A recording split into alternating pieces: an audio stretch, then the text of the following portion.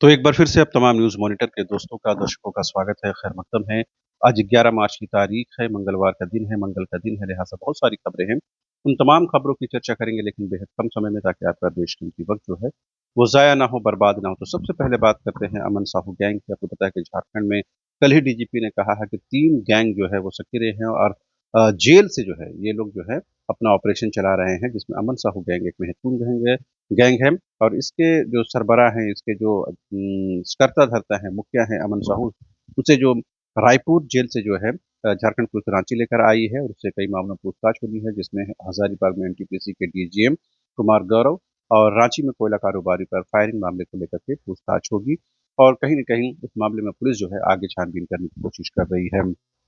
इस बीच कल ही डीजीपी अनुराग गुप्ता ने झारखंड विधानसभा में पत्रकारों से बातचीत करते हुए कहा कि जो 3 गैंग है जो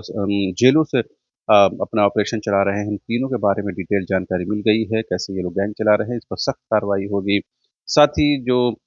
इनके खिलाफ जो है लगातार जो कार्रवाई करने के लिए एटीएस को भी कहा गया है। साथ ही उन्होंने ये भी कहा कि जो हज़ारीबाग में डीजीएम की हत्या हुई, इसके बारे में कोई पुख्ता सुराग अब तक नहीं मिला है कि आखिर कारण क्या है? जबकि रांची में कोयला कारोबारी पर जो फायरिंग हुई है, उस मामले में तमाम आरोपियों को चिन्हित कर लिया गया है और बहुत जल्द जो है इन तमाम लोगों को गिरफ्तार किया जाएगा। साथ ही उन्होंने ये भी कहा कि पुलिस जो है तमाम तरह से जो है वो मुस्तैद है। कानून व्यवस्था को लेकर के जब सवाल पूछे गए तो उन्होंने कहा कि पुलिस हर मुमकिन कोशिश कर रही है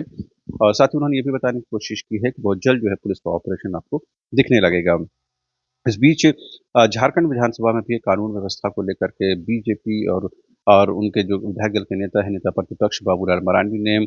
तमाम उनके सहयोगियों ने जो है सरकार पर दबाव बनाया कि वो कानून व्यवस्था को लेकर के विशेष चर्चा कराए। हालाँकि सरकार इस पर तैयार नहीं हुई, जिसको लेकर के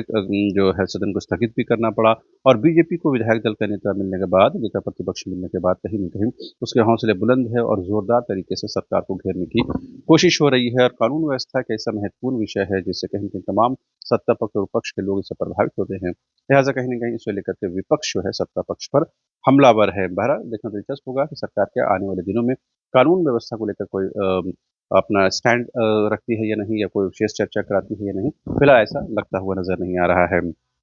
इस बीच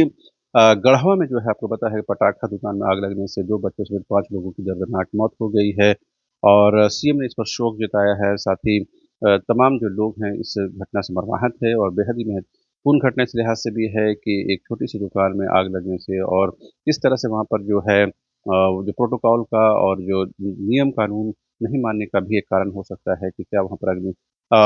आग बुझाने के लिए मशीन या फिर जो चीज़ें होती हैं वहाँ उपलब्ध थी या नहीं थी। बहरहाल 5 लोगों की दर्दनाक मौत, जिसमें 2 बच्चों की बात भी सामने आई है। बेहद परेशान करने वाली खबर है और इसे लेकर के मुख्यमंत्री हेमंत सोरेन ने भी अपनी संवेदना प्रकट की है। इस बीच विधानसभा का सत्र आज चलना है, लिहाज़ा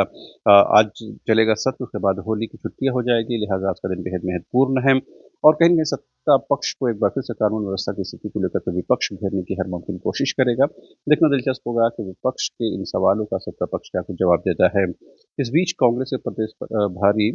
के राजू ने एक बार फिर से ये कहकर सनसनी फैला दी है कि कांग्रेस में जो है बीजेपी के बी टीम है और इसकी पहचान और शिनाख्त हो गई है और इन लोगों पर कार्रवाई होगी। तो ज़ाहिर-सी बात है इसे कल तमाम कांग्रेस के कार्यकर्ताओं, पदाधिकारियों उन्होंने इसे अलग-अलग तरीके से देखा है। विधायकों ने जवाब जवाब दिया है। उन्होंने कहा है, ख़ास करके बोकारो के विधायक श्वेता सिंह ने कहा कि पहले भी इस तरह की चीज़ें सामने आती रही हैं और तमाम विधायकों ने अपने-अपने क्षेत्र को लेकर के रिपोर्ट दी है और उस पर लगातार कार्रवाई भी आने वाले दिनों में होगी और उन्होंने कहा कि ये कहीं न कहीं एक तरह से कांग्रेस को कमज़ोर करने की कोशिश है और कांग्रेस इसका मुँहतोड़ जवाब देगी। इस बीच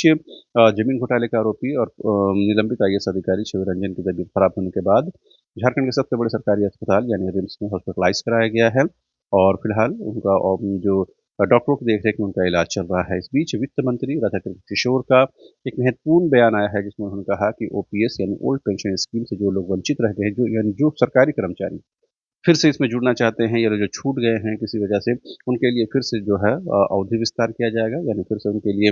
रियायत दी जाएगी ताकि वो फिर से इस ओपीएस में जुड़ सके और जो एनपीएस है उसको छोड़ सके। बहरहाल इसके अलावा भी बहुत सारी खबरें हैं, इन तमाम खबरों पर हमारी नज़र रहेगी। लेकिन अभी के लिए इतना ही। अब तमाम दर्शकों से रिक्वेस्ट है कि इसी खबरों को प्रचारित प्रसारित करें, चैनल को सब्सक्राइब करें, कमेंट करें, लाइक करें, शेयर करें और जो भी कमेंट करें वो संसदीय भाषा में करें। बहुत-बहुत शुक्रिया।